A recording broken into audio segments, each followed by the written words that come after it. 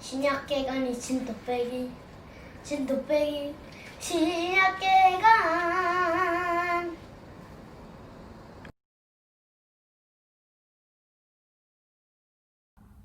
신약개론 7번째 강의를 참여하신 우리 성도님들 주님의 이름으로 축복하고 환영합니다. 이렇게 인터넷으로 계속해서 만나게 되다 보니까 제가 얼굴은 볼 수 없지만 그래도 친밀함이 느껴지는 것 같습니다.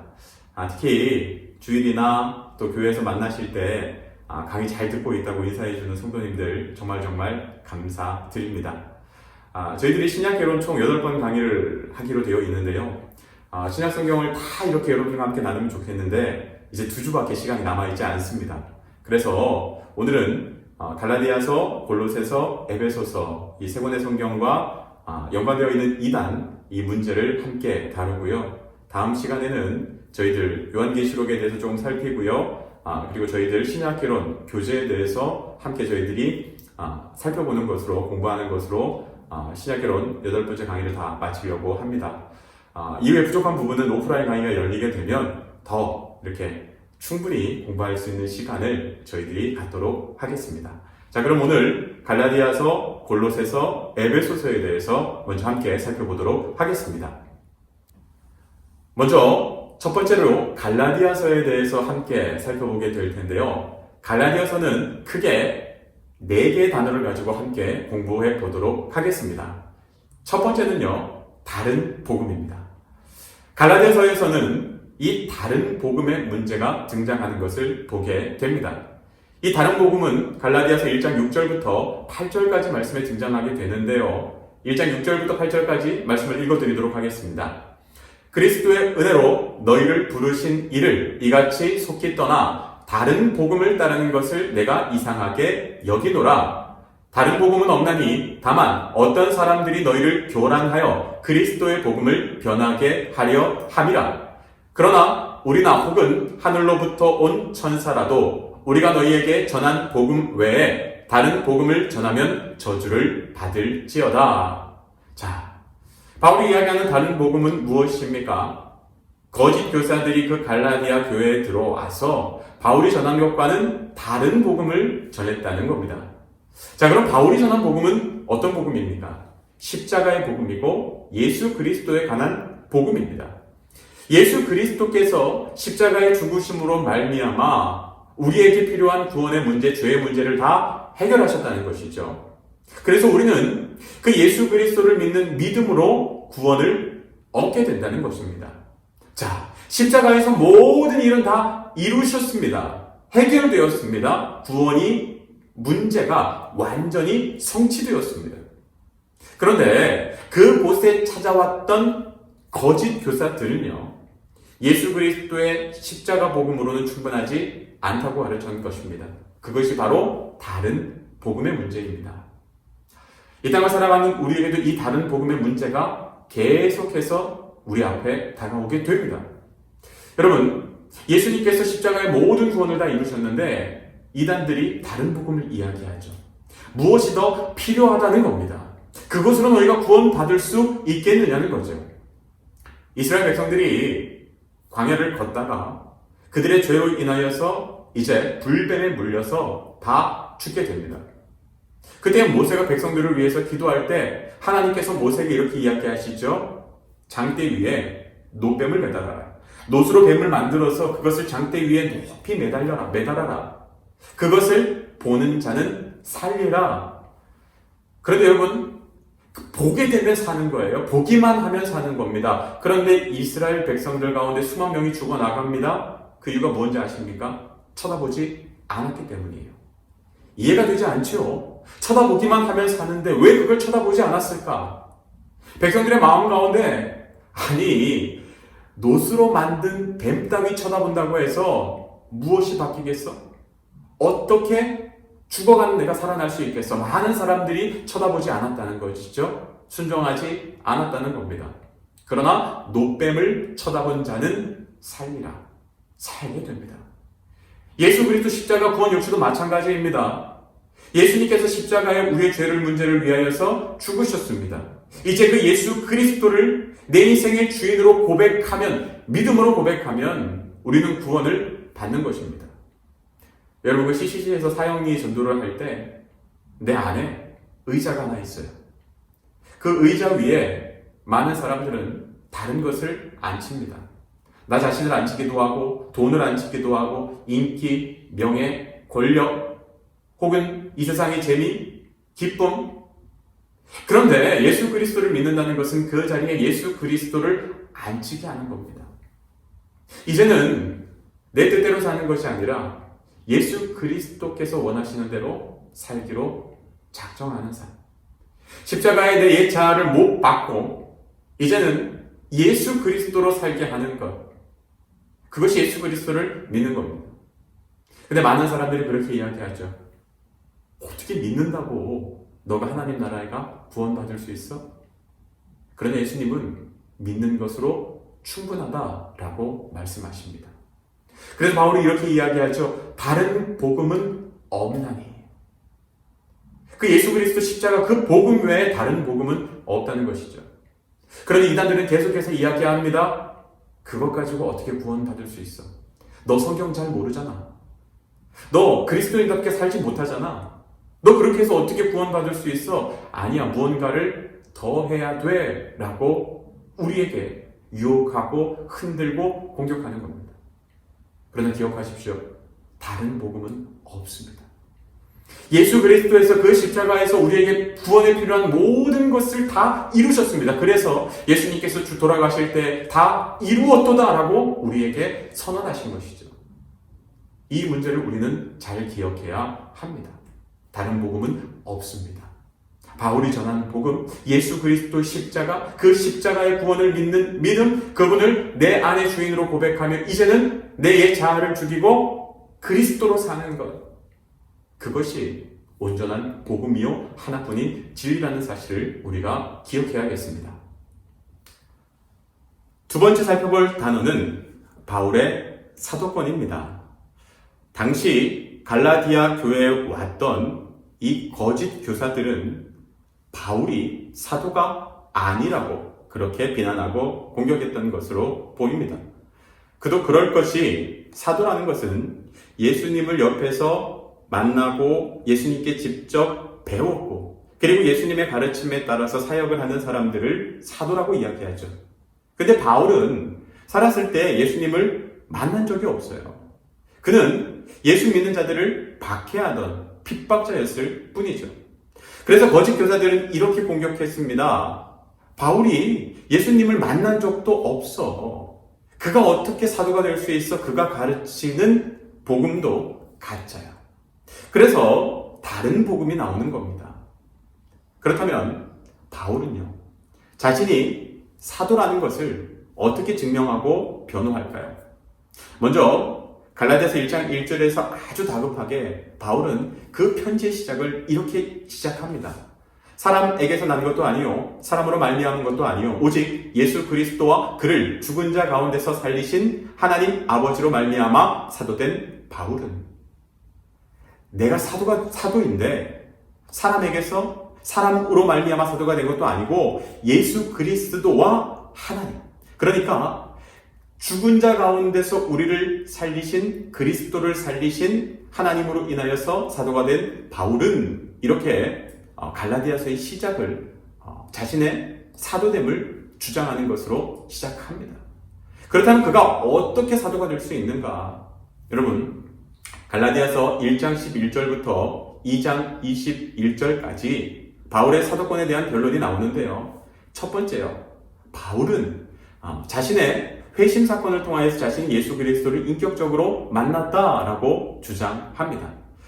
바울이 예수 믿는 사람들을 핍박하고 잡아 죽이기 위하여서 이제 가다가 다메섹에서 예수 그리스도를 만나고 그의 눈이 멀게 됩니다. 그리고 어둠 가운데 있다 아나니아 선지자를 통하여서 그의 눈이 열려지게 되는 사건이 일어나게 되죠. 거짓 교사들은 바울이 예수님을 만나지 못했다라고 이야기하지만 사도 바울은 아니라는 거예요. 나는 그 예수 그리스도를 다메섹 도상에서 인격적으로 만났다는 것입니다. 그리고 나서요, 바울이 또 무엇이라고 주장합니까? 예루살렘 교회 지도자들, 야고보, 베드로, 요한, 이 사도들이 나를 이방인을 위한 사도로 인정했다. 인정했다는 것입니다. 갈라디아서 2장 8절부터 9절까지 말씀을 보면 베드로에게 역사하사 그를 할례자의 사도로 삼으신 이가 또한 내게 역사하사 나를 이방인의 사도로 삼으셨느니라. 또 기둥같이 여기는 야고보와 게바와 요한도 내게 주신 은혜를 알므로 나와 바나바에게 친교의 악수를 하였으니 우리는 이방인에게로 그들은 할례자에게로 가게 하려 함이라. 유대인들을 위한 그 할례자를 위한 사도가 있고요. 그리고 이방인을 위한 사도가 있다는 거예요. 자기는 이방인의 사도로 사명을 받았고 부르심을 받았다는 거예요. 이 사실에 대해서 예루살렘 교회 지도자인 게바, 야고보, 요한도 우리를 인정했다는 겁니다. 그래서 자신이 사도가 맞다는 거예요. 또한 갈라디아서 2장 20절에서는 이렇게 이야기합니다. 내가 그리스도와 함께 십자가에 못 박혔나니 그런즉 이제는 내가 사는 것이 아니요 오직 내 안에 그리스도께서 사시는 것이라. 이제 내가 육체 가운데 사는 것은 나를 사랑하사 나를 위하여 자기 자신을 버리신 하나님의 아들을 믿는 믿음 안에서 사는 것이라. 내가 사도된 것은 내 옛자를 십자가에 못 박고 이제는 나를 사랑하사 자기 자신을 버리신 하나님의 아들 그리스도를 믿는 믿음 안에서 살고 있기 때문에 이제 자신이 완전히 새로운 존재가 되었기 때문에 자신이 이방인의 사도라는 것이죠. 갈라디아 6장 17절에서도 비슷한 이야기를 하는데요. 이후로는 누구든지 나를 괴롭게 하지 말라. 내가 내 몸에 예수의 흔적을 지니고 있노라. 너무 멋있지 않습니까? 이 예수의 흔적을 내가 가지고 있습니다. 그러니 내가 사도가 아니고 무엇이겠습니까? 나 사도 맞습니다. 여러분, 이 바울의 삶이 완전히 변해요. 이전에는 나로 살았어요. 내 욕심으로 살았어요. 내 뜻, 내 계획으로 살았어요. 그런데 이제 예수 그리스도를 만나고 그 모든 것을 십자가에 못 박고 예수 그리스도의 뜻대로 살기로 사는 원하는 사람으로 바뀌어졌다는 거예요.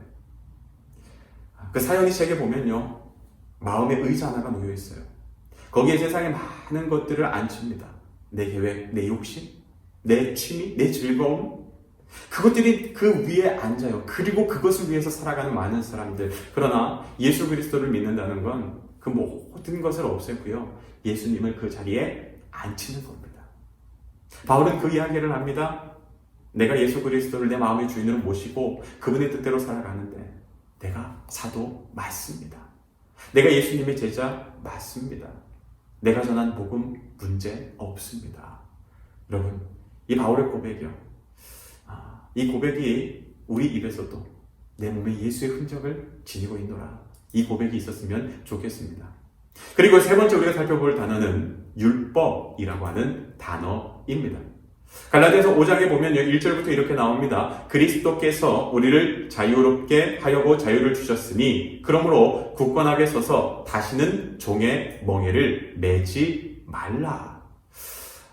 여러분, 율법 아래 우리는 율법의 노예로 살았어요. 그러니까 해야 할 것, 하지 말아야 할 것, 그것들을 머리에 생각하고 우리가 그것들의 노예로 살았다는 거예요. 그러니 예수님께서 어떻게 했다고요? 자유를 주셨다는 거예요. 믿음으로 살아가는 것은 이제 믿음으로 인하여서 자유를 얻게 되는 것입니다. 다시는 죄의 율법의 멍에로 살지, 노예로 살지 말라라고 선언하고 있는 것이죠. 5장 6절에 보면요. 그리스도 예수 안에서는 할례나 무할례나 효력이 없으되 사람으로서 역사하는 믿음 뿐이니라 라고 선언하시죠. 할례를 중요하는 그들에게, 율법을 중요하는 그들에게 율법이나 할례는 아무런 능력이 없다. 우리를 살리는 능력이 없다. 무엇이 능력입니까? 믿음. 예수 그리스도를 믿는 믿음. 우리가 예수 그리스도를 믿을 때 그 십자가의 능력이, 그 생명의 역사가 우리에게 들어와서 우리의 삶이 변화될 수 있다는 것이죠. 갈라디아서 5장 13절부터 14절 말씀을 보면 형제들아 너희가 자유를 위하여 부르심을 입었으나 그러나 그 자유로 육체의 기회를 삼지 말고 오직 사랑으로 종노릇 하라. 온 율법은 내 이웃 사랑하기를 내 자신같이 하라 하신 한 말씀에서 이루어졌나니. 당시 거짓 교사들은 율법의 문제를 가지고 나옵니다. 너희들 구원 믿음으로 되는 거 아니야. 그것으로 충분하지 않아. 율법도 지키고 할례도 받아야 돼. 근데 바울은 이야기합니다. 율법을 지키고 할례를 받는 것, 그것이 너에게 자유를 주는 것도 아니요, 너희 삶이 바뀌는 것도 아니라는 거예요. 우리의 삶이 바뀌는 것, 우리의 삶에 능력이 임하는 것, 그것은 믿음으로. 이제 우리가 예수 그리스도를 믿을 때 그 예수 그리스도 은혜가, 능력이 우리의 삶에 들어오게 되어 있어요. 부어지게 되어 있어요. 그러면 어떻게 돼요? 내 삶에 변화가 일어난다는 거예요. 우리는 그 성령의 능력을 경험하고 살아가는 사람이에요. 그래서 우리가 해야 될 건 하나예요. 그 성령의 능력을 가지고요, 우리가 사랑하며 사는 것. 하나님을 사랑하고 내 이웃을 내 몸과 같이 사랑하는 것. 그것이 가장 큰 계명이라고 예수님께서 말씀하지 않으셨습니까? 그래서 마지막 갈라디아서의 네 번째 단어는요, 성령의 열매입니다. 여러분 5장 16절에서요 이렇게 이야기합니다. 내가 이르노니 너희는 성령을 따라 행하라. 그리하면 육체의 욕심을 이루지 아니하리라. 우리가 율법과 할례가 아니라 예수 그리스도를 믿는 믿음을 따라 살게 되면 우리의 삶에 성령의 열매가 맺히게 된다는 거예요. 자, 율법이나 할례가 아니라 이제 예수 그리스도를 믿는 믿음, 그를 통하여서 내 안에 성령이 들어오게 되는 거예요. 성령의 능력으로 살게 되는 거예요. 그러면 육체의 욕심을 이루지 않고 우리의 삶이 바뀌게 됩니다. 그래서 성령의 열매 5장 22절부터 23절까지 오직 성령의 열매는 사랑과 희락과 화평과 오래 참음과 자비와 양선과 충성과 온유와 절제니 이 같은 것을 금지할 법이 없느니라. 우리가 예수 그리스도를 믿는 믿음으로 살게 되면 성령의 능력이 우리에게 들어오게 되고 성령을 따라 살다 보면 우리의 삶에 성령의 열매가 맺혀지게 된다는 거예요. 우리는 그 다른 복음, 율법, 할례, 여러분 그것들을 쫓아 사는 인생이 아니라 믿음 가지고 살아가는 인생이고, 믿음 가지고 살아갈 때 우리의 삶에 성령이 주시는 능력으로 열매들이 맺혀지게 되는데, 이 9가지 열매요. 여러분, 이 성령의 열매들은 다 성품에 관한 것입니다. 사랑하게 되고, 희락, 즐거움을 누리게 되고, 화평한 평화를 누리는 삶을 살게 되고, 인내, 오래 참음, 그리고 자비는 착한 마음이죠. 양선, 우리 안에 이 양선, 충성, 온유, 절제, 이 9가지 열매들이, 아름다운 성품의 열매들이 맺어지게 된다는 것입니다. 그래서 갈라디아서 6장 8절부터 10절까지 말씀을 보면, 자기의 육체를 위하여 심는 자는 육체로부터 썩어질 것을 거두고 성령을 위하여 심는 자는 성령으로부터 영생을 거두리라. 우리가 선을 행하되 낙심하지 말지니 포기하지 아니하면 때가 이름에 거두리라. 그러므로 우리는 기회 있는 대로 모든 이에게 착한 일을 하되 더욱 믿음의 가정들에게 할지니라. 우리가 그 성령을 따라 살다 보면 우리의 삶의 열매들이 맺히죠. 그래서 위의 것을 따라 살되 땅의 것을 쫓지 말고 선을 행하되 낙심하지 말고 그러다 보면 열매들이 맺힌다는 거예요. 믿음 따라 살아가는 우리의 삶에 정말 그 믿음 포기하지 않고 성령의 뜻대로 살려고 애쓰다 보면 우리의 삶에 아름다운 열매들이 맺히니까 절대로 포기하지 말고 그 믿음의 삶을 살라고 하는 바울의 이 권면의 말씀이요. 오늘 우리에게 주시는 믿음의 말씀이 아닌가 합니다. 교회에 또 확진자가 생겼다는 뉴스를 봤습니다. 3명인가 또 생겼대요. 그 밑에 댓글을 봤어요. 정말 교회를 비난하고 공격하는 말들이 가득하더라고요. 한 10개 정도 읽다가 마음이 아파서 더 이상 못 읽겠더라고요. 정말 이렇게까지 교회가 수치를 당하고 욕을 먹는구나. 이 상황을 바꿀 수 있는 힘이 어디에 있을까요? 우리가 선을 행하되 낙심하지 말지니 포기하지 아니하면 때가 이름에 거두리라 라고 하는 말씀이요. 기회 있는 대로 모든 이에게 착한 일을 하되 더욱 믿음의 가정들에게 할지니라. 그러다 보면 정말 우리의 삶에 그 성령의 열매들이 맺히고 정말 지금의 이 어려운 상황들이 바뀌어지지 않을까요? 저는 여러분의 삶에 아름다운 성령의 열매들이 맺히기를 원합니다. 기회 있는 대로 모든 이에게 착한 일을 하되 더욱 믿음의 가정에게 할지니라. 아멘.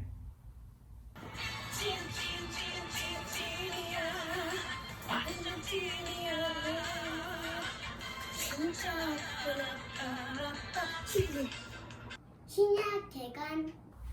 오늘 두 번째 책인 골로새서 말씀을 저희들 골로새서를 살펴보도록 하겠습니다. 골로새서에서 가장 중요한 핵심은 무엇인가 하면요, 예수 그리스도는 누구인가? 이것을 그리스도론이라고 이야기하기도 하고요. 기독론이라고 이야기하기도 합니다. 이 골로새서에서 정말 예수 그리스도가 누구신지에 대해서 정말 주옥같이 표현한 부분이 있어요. 그러니까 골로새서의 가장 핵심이 되는 성경 구절인데요. 골로새서 1장 15절부터 23절까지의 말씀입니다. 제가 15절부터 23절까지 말씀을 여러분에게 읽어드리도록 하겠습니다. 그는 보이지 아니하는 하나님의 형상이시요 모든 피조물보다 먼저 나신 이시니 만물이 그에게서 창조되되 하늘과 땅에서 보이는 것들과 보이지 않는 것들과 혹은 왕권들이나 주권들이나 통치자들이나 권세들이나 만물이 다 그로 말미암고 그를 위하여 창조되었고 또한 그가 만물보다 먼저 계시고 만물이 그 안에 함께 섰느니라. 그는 몸인 교회의 머리시라. 그가 근본이시요 죽은 자들 가운데서 먼저 나신 이시니 이는 친히 만물의 으뜸이 되려 하심이요 아버지께서는 모든 충만으로 예수 안에 거하게 하시고 그의 십자가의 피로 화평을 이루사 만물 곧 땅에 있는 것들이나 하늘에 있는 것들이 그로 말미암아 자기와 화목하게 되기를 기뻐하심이라. 전에 악한 행실로 멀리 떠나 마음으로 원수가 되었던 너희를 이제는 그의 육체의 죽음으로 말미암아 화목하게 하사 너희를 거룩하고 흠 없고 책망할 것이 없는 자로 그 앞에 세우고사 하셨으니 만일 너희가 믿음에 거하고 터 위에 굳게 서서 너희 들은 바 복음의 소망에서 흔들리지 아니하면 그리하리라. 이 복음은 천하 만민에게 전파된 바요 나 바울은 이 복음의 일꾼이 되었노라. 아멘. 여러분 골로새서 1장 15절부터 23절까지 말씀을 보면 예수님이 누구신가에 대해서 아주 자세하게 설명하는데 처음에 이렇게 시작합니다. 그는 보이지 아니하는 하나님의 형상이시요 모든 피조물보다 먼저 나신 이시니. 자, 예수 그리스도가 누구인가? 하나님의 형상이라는 거예요. 이 하나님의 형상이라는 것은 하나님의 형상, 하나님과 예수님이 같은 분이시오. 예수님은 언제부터 계셨는가? 모든 피조물보다 먼저. 그러니까 이 세상에 처음이 되신 하나님이신 그분이시라는 겁니다. 16절에 만물이 그에게서 창조되되 그러니까 천지를 지으신 분이 예수 그리스도시요 하늘과 땅에서 보이는 것들과 보이지 않는 것들과 혹은 왕권들이나 주권들이나 통치자들이나 권세들이나 만물이 다 그로 말미암고 그를 위하여 창조되었고 국민에 의한 국민을 위한 뭐 이런 말이 있지 않습니까? 골로새서에서 뭐라고 이야기해요? 그로부터 창조되었고 만물이 다 그로 말미암고 그를 위하여 창조되었다라고 말씀하고 계십니다. 자, 가장 처음부터 계셨고 하나님이신 그분이 가장 처음부터 계셨고 만물을 창조하셨어요. 그리고요 17절에 보면 만물이 그 안에 함께 섰느니라. 그 안에 다 계시는 예수 그리스도. 여러분 우리는 다 알고 있는 내용처럼 들리죠. 그러나 여러분 이 갈라디아서가 쓰여질 당시에 그러니까 바울이 1차 전도 여행 도중에 갈라디아서를 썼다고 이야기를 하는데 그 당시 이방 사람들은 예수님이 누구신지 몰랐어요. 그냥 유대인으로 십자가에 처형당한 그냥 한 사람으로 보았을 뿐이에요. 그런데 바울이 이야기하는 겁니다. 아니야, 그분은 하나님이셔. 그분은 모든 것 이전에 계셨던 분이고 그분이 만물을 창조하신 하나님이야. 그리고 그분은 십자가의 죽음을 통하여서 우리 안에 성령으로 다 들어와 계셔. 그분이 바로 구원자이시고 우리를 사랑하시는 예수님이셔 라고 선언하고 있는 거예요. 여러분 당시 수많은 우상 종교가 있던 그 헬라 문화권 안에서 예수 그리스도가 한 분 하나님이시고 그분 외에 다른 신은 없고 그분이 창조주이시고 그분이 우리의 구원자라고 하는 이 놀라운 고백은 그 당시 사람들에게 충격이 아닐 수 없었어요. 근데 바울이 담대히 선포하고 있는 겁니다. 예수님이 누구이신지. 어쩌면 요한복음에 나오는 표현과 갈라디아서에 나오는 이 예수님에 관한 소개가 비슷한데요. 정말 이것이 온전하지 않으면 우리의 믿음의 자리도 없어요. 예수님이 누구세요? 하나님이세요. 예수님이 온 세상을 만드셨어요. 그리고 예수님이 지금 우리와 함께 계셔요. 이 놀라운 고백이 이것으로 충분한 거예요. 그리스도가 누구이신지. 자, 그런데요. 골로새서에서 이 예수 그리스도를 교회와 연관지어서 설명합니다. 18절부터 그는 몸인 교회의 머리시라. 자, 교회가 몸이에요. 그런데 예수 그리스도는 그 몸의 머리가 되십니다. 자, 그러면 예수님과 우리 교회와의 관계에 대해서요. 여러분, 몸은 머리가 지시하는 대로 갑니다. 판단은 누가 해요? 머리가 하는 겁니다. 자, 판단은 누가 합니까? 예수 그리스도가 해요? 그러면 움직이는 건 교회가 하는 거예요. 그러니까 그는 몸인 교회의 머리시라라고 하는 표현은 교회는 예수 그리스도의 뜻에 따라 움직이는 몸과 같은 존재가 되어야 한다는 것입니다. 18절 그가 근본이시요 죽은 자들 가운데서 먼저 나신 이시니 이는 친히 만물의 으뜸이 되려 하심이요. 여러분, 아버지께서는 모든 충만으로 예수 안에 거하게 하시고, 여기서 충만이라고 하는 단어가 참 중요해요. 여러분, 다른 복음은요, 예수 그리스도로는 부족하다는 거예요. 그 예수 그리스도를 믿는 믿음으로는 부족하다고 이야기하는데, 바울은 뭐라고 이야기합니까? 충만이라는 단어를 써요. 이미 충만하다는 거예요. 예수 그리스도는 충만하세요. 충분하세요. 넘쳐요. 다른 복음이 필요 없다는 거예요. 20절 그의 십자가 피로 화평을 이루사. 여러분, 십자가의 피로 모든 필요한 것을 다 이루셔서 충만하게 하셨어요. 그 은혜로 충만하게 하셨어요. 그래서 만물고 땅에 있는 것들이나 하늘에 있는 것들이 그로 말미암아 자기와 화목하게 되기를 기뻐하심이라. 여러분, 십자가 피로 모든 것을 다 이루신 그분이 우리와 화평하기를 원하세요.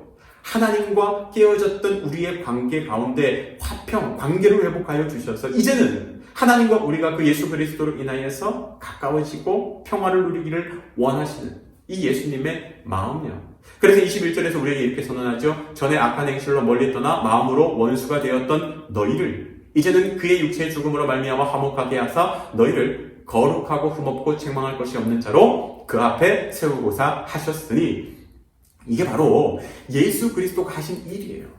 예수 그리스도께서 하나님과 우리 사이를 화목하게 하시는 그 일을 하셨다는 것이죠. 그래서 23절 보세요. 만일 너희가 믿음에 거하고 너희가 만일 믿고 그 위에서 흔들리지 아니하고 터 위에 굳게 서서 너희 들은 바 복음의 소망에서 흔들리지 아니하면 그렇게 될 것이다.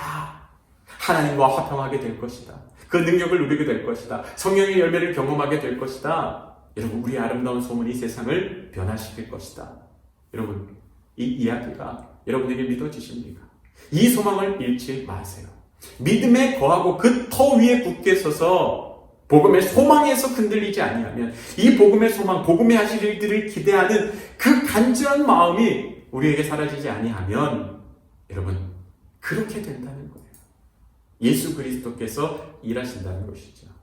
자, 그런데 골로새서에서 또 다른 중요한 단어 하나가 등장합니다. 비밀이라고 하는 단어입니다. 에베소서 1장 26절부터 27절에서 이 비밀이라고 하는 단어가 나오는데 이렇게 시작합니다. 이 비밀은 만세와 만대로부터 감추어졌던 것인데 이제는 그의 성도들에게 나타났고 하나님이 그들로 하여금 이 비밀의 영광이 이방인 가운데 얼마나 풍성한지를 알게 하려 하심이라. 이 비밀은 너희 안에 계신 그리스도시 곧 영광의 소망이니라. 여러분, 신천지나 다른 이단들이 비밀에 대해서 많이 이야기를 합니다. 우리가 알지 못한 감추어진. 그러나 여러분, 그건 비밀이 아니에요. 비밀은 곧 너희 안에 계신 그리스도시니. 여러분, 계속해서 감추어졌던 구원자 메시아, 우리를 구원하실 분, 그분이 예수 그리스도시세요. 이미 비밀은 다 풀렸어요. 그런데 이 비밀을 가지고 자꾸 이단들이 다른 비밀이 있는 것처럼 이야기합니다. 다른 비밀은 없습니다. 자, 이단들이 어떻게 이야기합니까? 에베소서 2장 8절부터 10절까지 그 이단에 대한 언급이 나오는데요. 누가 철학과 헛된 속임수로 너희를 사로잡을까 주의하라. 이것은 사람의 전통과 세상의 초등 학문을 따름이요 그리스도를 따름이 아니니라. 그 안에는 신성의 모든 충만이 육체로 거하시고 너희도 그 안에서 충만하여졌으니 그는 모든 통치자와 권세의 머리시라. 누구도 예수님 위에 있는 사람은 없어요. 예수님을 대신할 분이 없어요. 이미 그분은 구원을 다 이루셨어요. 모든 것의 머리가 되십니다. 그리고 그분의 충만함이 우리에게도 전해졌어요. 너희도 그 안에서 충만하여졌으니. 여러분, 예수를 믿으면 이미 충만해요. 생명으로 충만하고 기쁨으로 충만하고 감사로 충만하게 되어 있어요. 내 안에 충만함이 사라지면 우리 안에 모든 것이 흔들리고 있는 거예요. 여러분, 내 믿음을 점검하시기를 바랍니다. 항상 기뻐하라, 쉬지 말고 기도하라, 범사에 감사하라. 이것은 명령이 아닙니다. 예수를 믿게 되면 당연하게 항상 기뻐하는 삶, 쉬지 않고 기도하는 삶, 범사에 감사하는 삶을 살게 돼요. 근데 이게 안 된다고 하면 내 삶에 문제가 생긴 거예요. 하나님과의 관계를 점검해야 되는 겁니다. 우리 안에 이미 충만하게 하신 주님을 우리가 누리면서 살아가야 돼요. 주님을 믿는다는 것, 그것은 충만함을 누리는 삶입니다. 그래서 에베소서 3장 1절부터 2절 후반부로 가면요, 구원받은 자의 삶이 어때야 되는지 말씀하고 계시는데, 위의 것을 생각하고 땅의 것을 생각하지 말라라고 말씀하고 계십니다. 에베소서 3장 9절부터 10절까지 말씀, 옛사람과 새사람에 대해서 이야기하는데 비슷한 말씀입니다. 옛사람과 그의 행위를 벗어버리고 새사람을 입었으니 이는 자기를 창조하신 이의 형상을 따라 지식에까지 새롭게 하심을 입은 자니라. 옛사람과 그의 행위를 벗어버리고 새사람을 입어라. 그러니까 우리는 옛사람이 아니라는 거예요. 이제 새사람이 되어야 한다는 것이고요. 그리고 에베소서 이제 3장부터 후반절에 가면요, 우리가 어떠한 삶을 살아야 되는지 지침에 대해서 이야기합니다. 죽게 하듯 하라. 잘 아시죠? 무슨 일을 하든지 마음을 다하여 죽게 하듯 하고 사람에게 하듯 하지 말라. 그러면서 이 골로새서 뒷부분은요, 아내와 남편 사이에, 자녀와 부모 사이에, 종들과 상전 사이에 어떻게 해야 되는지에 대해서 우리에게 가르쳐주고 있는 것을 보게 됩니다. 이 골로새서 말씀은요, 여러분, 예수 그리스도가 누구인지 아는 사람은 당연히 믿음으로 살게 되고요, 위의 것을 바라며 살아가게 되고요, 죽게 하듯 하는 삶을 살아가게 됩니다. 모든 사람에게 죽게 하는 삶을 살아갑니다. 그것이 당연하게 나타나는 결과라는 것이죠. 그래서 골로새서는 이 그리스도를 제대로 알면 이 삶에 놀라운 변화가 일어날 수밖에 없습니다. 선언하고 있는 것이죠. 시작기간 에베소서 말씀에 대해서 저희들이 공부해 보게 될 텐데요. 에베소서에서 가장 중요한 것은 바로 교회론이라고 말씀을 드렸습니다. 이 교회론을 설명하는 데 있어서 가장 핵심이 되는 것이 하나라고 하는 단어입니다. 에베소서 2장 13절부터 22절까지 말씀에 이 하나라고 하는 단어가 계속해서 등장하게 되는데요. 제가 읽어드리도록 하겠습니다. 이제는 전에 멀리 있던 너희가 그리스도 예수 안에서 그리스도의 피로 가까워졌느니라.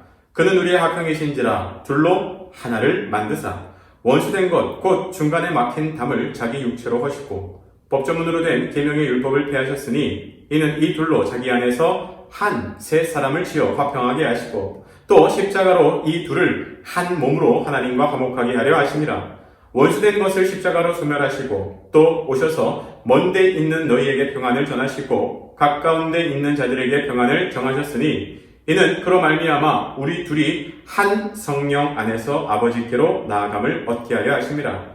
그러므로 이제부터 너희는 외인도 아니요 나그네도 아니요 오직 성도들과 동일한 시민이요 하나님의 권속이라. 너희는 사도들과 선지자들의 터 위에 세우심을 입은 자라. 그리스도 예수께서 친히 모퉁이 돌이 되셨느니라.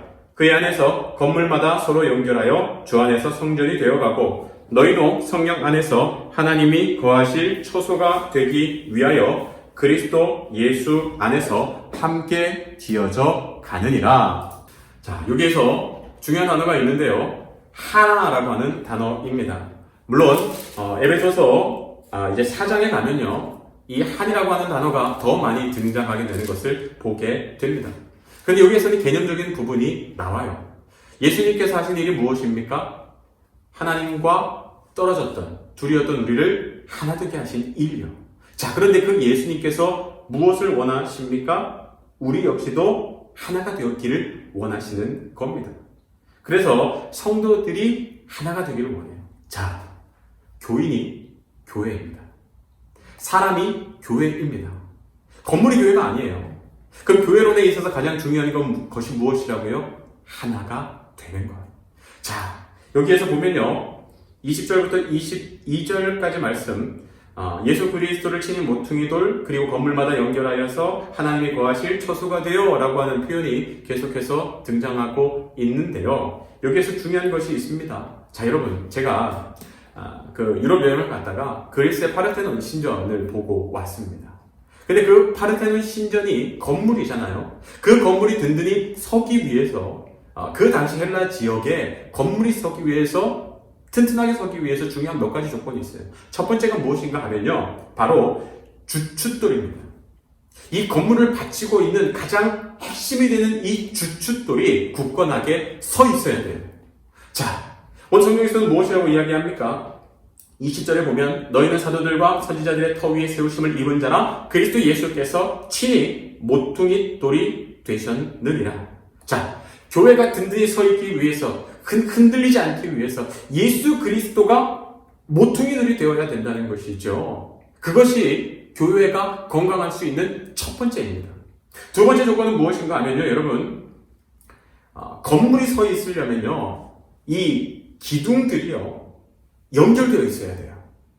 하나의 기둥이 든든하게 서 있다고 해서 건물이 든든하게 서는 것이 아니라 기둥들이 세워져 있어서 그것들이 연결되어야 힘을 받는 거예요.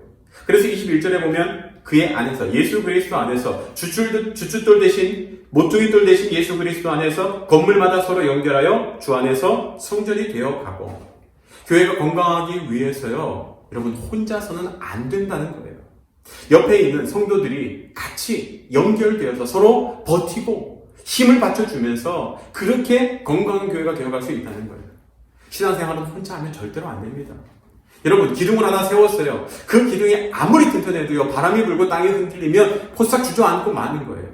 옆에서 함께 버텨지고 서로 붙잡아주는 그 기둥들이 있으면요, 그것들이 힘을 받게 된다는 사실이에요. 여러분, 나무로 건물 지을 때요, 이 나무 하나를 세우면 힘을 받지 못하죠. 그러나 그 나무들이 여러 개에서 얽히고 설키게 되면 힘을 받게 되는 것처럼요, 교회는 성도들이 서로 연결하여 주 안에서 성전이 되어가는 곳이라는 거예요. 세 번째요, 그 파르테논 신전요, 기둥들이 많이 있잖아요. 그런데 여러분, 위에 지붕을 얹기 위해서 중요한 것은 그 기둥들의 높이가 똑같아야 돼요. 자, 무슨 말인가 하면 22절에 보면 너희도 성령 안에서 하나님이 거하실 처소가 되기 위하여 그리스도 예수 안에서 함께 지어져 가느니라. 자, 건물에 모퉁이 돌이 있어요. 그리고 기둥들이 세워서 연결되어져요. 이제 지붕을 얹어야 되잖아요. 지붕을 얹기 위해서는요, 이 기둥들의 높이가 똑같아야 돼요. 어떻게 기둥의 높이를 맞출 수 있습니까? 그건요, 먼저 믿음이 작용한 사람이 믿음이 연수한 자들을 기다려주면서 그들의 믿음이 자랄 수 있도록 도와주는 거예요. 내 분량까지 자랄 수 있도록. 그래서 먼저 믿은 자, 믿음이 충만한 자, 장성한 자가 믿음이 연수한 자를 위해서 사랑해주고 가르치고 기다려줘야 돼요. 그래서 그들의 믿음이 자라서 나만큼 되면요, 그 위에 지붕이 얹어질 수 있는 거예요. 교회는 그런 곳이라는 거예요. 그것이 하나됨의 의미입니다. 우리가 신앙생활을 하면서 건물을 세워가는 마음으로 신앙생활을 해야 합니다. 예수 그리스도를 모퉁이 돌이 되시고 내가 기둥이 되고, 그리고 옆에 있는 기둥들과 서로 받쳐주면서 내 위에 지붕을 얹을 수 있도록 여러분, 그렇게 신앙생활을 해야 한다는 사실을 기억하시면 좋겠습니다. 자, 그럼 이 하나라고 하는 단어요, 4장에서 이 하나라는 단어가 더 많이 등장하게 되는데요. 자, 4장 2절부터 읽어드리겠습니다. 모든 겸손과 온유로 하고 오래 참음으로 사랑 가운데서 서로 용납하고 평안에 매는 줄로 성령이 하나 되게 하신 것을 힘써 지켜라. 몸이 하나요 성령도 한 분이시니 이와 같이 너희가 부르심의 한 소망 안에서 부르심을 받았느니라. 주도 한 분이시요 곧 만유의 아버지니라. 주도 한 분이시요 믿음도 하나요 세례도 하나요 하나님도 한 분이시니 곧 만유의 아버지시라. 만유 위에 계시고 만유를 통일하시고 만유 가운데 계시도다. 여러분, 하나라고 하는 단어가 몇 번 등장합니까? 계속해서 등장하는 것을 보지요. 예수 그리스도, 여러분, 성령이 하나 되게 하셨고 성령도 한 분, 여러분, 주도 한 분, 믿음도 하나, 세례도 하나, 하나님도 한 분. 그래서 우리는 하나가 되어야 한다는 거예요. 교회는 하나가 되어야 합니다. 어릴 때 이 교회 분쟁이 생겨서 교회가 둘로 나누어진 적이 있습니다. 그 행복했던 교회가 지옥이 되더라고요. 둘로 나누어져서 싸우기 시작하는데 얼마나 마음이 아팠는지 모릅니다.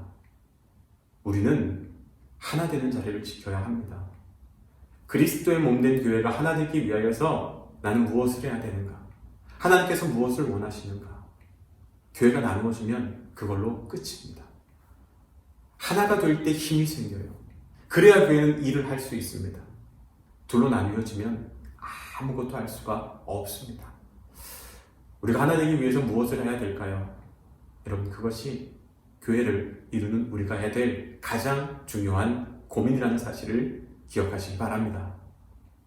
자, 그렇다면 에베소서의 교회론에 대해서 몇 가지 더 살펴볼 텐데요. 첫 번째, 에베소서 1장 22절부터 23절까지 말씀에서는 교회의 머리 되신 그리스도에 대해서 이야기하고 있습니다. 예수님께서 교회의 머리가 되셨다는 사실이죠. 자, 그것이 어떤 의미가 있을까요? 여러분, 예수 그리스도가 교회의 머리, 모든 결정을 하시기 때문에 교회가 때로는 어려움이 있다 할지라도, 교회가 때로는 풍랑을 만나서 흔들린다 할지라도 교회는 흔들리지 않습니다. 교회 나의 고민 나의 사랑이라고 하는 책, 거기에 보면 이런 말이 나옵니다. 그 두 사람이 대화를 하는 장면인데요. 이렇게 이야기해요.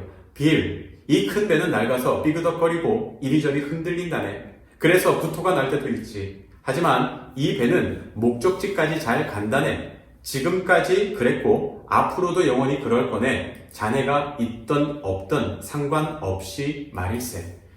이것이 무엇을 의미합니까? 교회는 늘 흔들린다는 거죠. 코로나 때문에 교회가 어려움을 겪습니다. 많은 성도들이 교회에 나오지 못하고요. 또 세상 사람들이 교회를 비난합니다. 이런 일들은 계속해서 있어 왔다는 거예요. 그것 때문에 교회가 침몰하지는 않는다는 겁니다. 왜냐하면 예수님께서 교회의 머리가 되시니까요. 우리는 묵묵히 이 길을 가다 보면 다시 머리 되신 예수 그리스도가 교회를 영광된 자리로, 그분이 교회를 회복시키는 역사가 일어나게 된다는 거예요. 아이를 시킵니다. 그런데 아이가 더럽다고 해서요, 그 아이를 물을 버릴 때 함께 버리는 부모는 없습니다. 우리가 두통이 있다고 해서 이 머리를 잘라버리진 않아요. 교회도 마찬가지입니다. 교회가 문제가 많다고 할지라도 교회를 없애버리지 않습니다. 교회 머리 대신 예수 그리스도, 그분은요, 교회를 회복시킬 계획을 가지고 계십니다. 이 교회 머리 대신 예수 그리스도라고 하는 것이 우리에게 참 귀한 의미가 있고 우리에게 소망이 됩니다.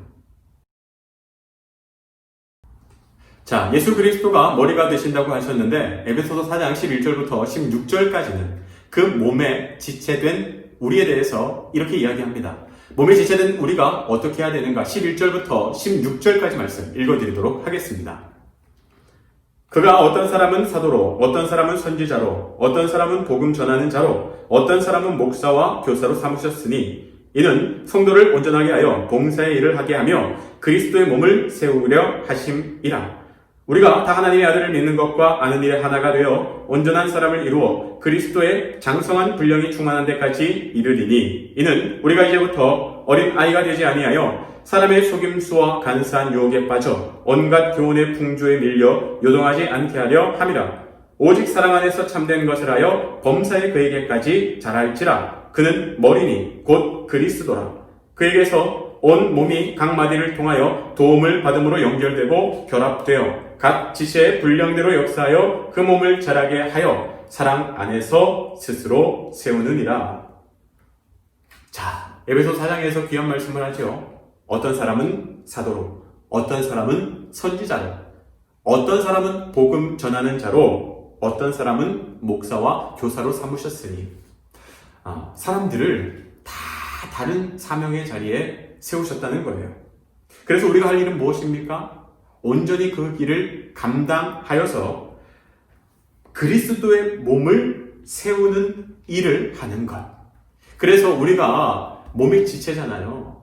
그 지체로서 최선을 다할 때 교회가 세워진다는 것입니다. 성경 말씀을 보면 15절 오직 사랑 안에서 참된 것을 하여 범사에 그에게까지 자랄지라. 어디까지요? 머리된 그리스도에게까지. 그에게서 온 몸이 마디를 통하여서 도움을 받음으로 연결되고 결합되어 정말 그렇게 자라간다는 거예요. 우리가 예수 그리스도까지 자라가도록 애를 쓸 때요, 우리 몸이 온전한 지체가 된다는 것이죠. 그것이 몸의 지체된 우리의 사명입니다. 교회의 지체된 우리가 어떠한 삶을 살아야 되는가? 예수 그리스도께까지 자라야 한다라고 말씀을 드렸습니다. 자, 그런데 에베소서에서는 그것이 옛사람을 벗어버리고 새 사람을 입는 것이라고 이야기하죠. 에베소서 4장 22절부터 24절까지 말씀요. 너희는 유혹의 욕심을 따라 썩어져가는 구습을 따르는 옛사람을 벗어버리고 오직 너희의 심령이 새롭게 되어 하나님을 따라 의와 진리의 거룩함으로 지으심을 받은 새 사람을 입으라. 옛사람을 벗어버리고 새 사람을 입으라는 것입니다. 여러분, 예수님을 알기 전에 세상 가운데 살던 옛사람, 그러나 이제 성령으로 새 사람이 되라는 거죠. 에베소서 5장 1절부터 2절에서는 이 옛사람과 새 사람에 대해서 이렇게 표현합니다. 그러므로 사랑을 받는 자녀같이 너희는 하나님을 본받는 자가 되고 그리스도께서 너희를 사랑하신 것 같이 너희도 사랑 가운데서 행하라. 이것이 바로 새 사람이라는 겁니다. 우리가 예수님 때문에 사랑하며 살아가는 것, 하나님을 본받는 삶을 살아가는 것. 에베소 5장 8절에서 너희가 전에는 어둠이더니 이제는 주 안에서 빛이라 빛의 자녀들처럼 행하라. 이 말씀이 어둠이 아니라 빛 가운데 사는 삶이고요. 5장 16절부터 17절까지는 우리에게 세월을 아끼라 때가 악하니라. 그러므로 어리석은 자가 되지 말고 오직 주의 뜻이 무엇인가 이해하라. 주의 뜻대로 사는 삶을 살아가는 것이죠. 그래서 이제 5장에 보면 아내와 남편, 자녀와 부모, 종과 상전 사이에 어떻게 행동하고 살아야 하는지에 대해서 우리에게 말씀하고 계십니다. 자, 그렇다면 우리가 새 사람으로 살아간다는 것, 이건요, 성령의 능력을 경험하며 살아가는 거예요. 마귀와 이기는 겁니다. 그래서 우리에게 전신갑주를 취하라고 이야기하죠. 자, 새 사람으로 사는 건 거저되는 것이 아닙니다. 날마다 믿음 가운데 노력하며 살아가야 합니다. 내가 예수 그리스도를 믿었는데도 불구하고 여전히 죄 가운데 살고 옛사람으로 살아요. 왜냐하면 우리가 그 하나님의 전신갑주, 성령의 능력을 의지하지 못하고 살아가기 때문에 그래요. 그래서 성경에서는요, 에베소서 5장 10절부터 20절까지 말씀에서는 우리 성도들이 전신무장, 전신갑주를 취하고 살아야 될 것을 말씀하십니다. 진리로 너희 허리띠를 띠고 의의 호심경을 가지고 평안의 복음의 신을 신고 믿음의 방패를 들고 구원의 투구를 쓰고 성령의 곧 하나님의 말씀을 가지고 매일매일 살아야 한다는 것이죠. 그래야 마귀에게 넘어지지 아니하고 승리하는 삶을 살아갈 수 있다는 것입니다. 에베소서 6장 18절에서는 이렇게 끝납니다. 모든 기도와 간구를 하되 항상 성령 안에서 기도하고 이를 위하여 깨어 구하기를 항상 힘쓰며 여러 성도를 위하여 구하라. 여러분, 성령 안에서 기도하고 깨어 구하기를 항상 힘쓰며 여러 성도를 위해서 구하라. 이 말은요, 늘 깨어서 기도하고 하나님을 의지하고 살아가야 우리가 영적 전쟁에서 승리할 수 있고 새 사람으로 살아갈 수 있다는 거예요. 그렇게 우리가 항상 깨어서 기도하고 애쓸 때, 새 사람으로 살아갈 때 그리스도의 장성한 분량까지 자라고 건강한 교회를 이룰 수 있다는 거예요. 교회가 왜 병들었을까요? 내가 병들었기 때문입니다. 그 이야기는 내가 날마다 정말 하나님의 말씀 붙잡고 기도하면서 깨어있지 않았기 때문에 그래요. 방심하여서 그냥 오늘 하루 살아도 돼. 나에겐 충분해. 문제없어. 아니라는 거예요. 하나님 은혜가 필요합니다. 하나님, 오늘도 깨어서 기도합니다. 말씀 붙잡고 나아갑니다. 저 좀 도와주십시오. 그렇게 하루하루 의지하며 나아갈 때 여러분, 내가 살아요. 내가 새 사람이 되고요. 그를 통하여서 이제 교회가 이 땅에 건강하게 세워지는 역사가 일어나는 겁니다. 오늘 하루 정말 깨어서 기도하며 간절히 성령의 도우심을 구하는 저 여러분 되시기를 주님의 이름으로 축복합니다. 자, 시간 강의를 마치고요. 다음 주 마지막 강의 때 뵙도록 하겠습니다. 한 주 동안 승리하십시오.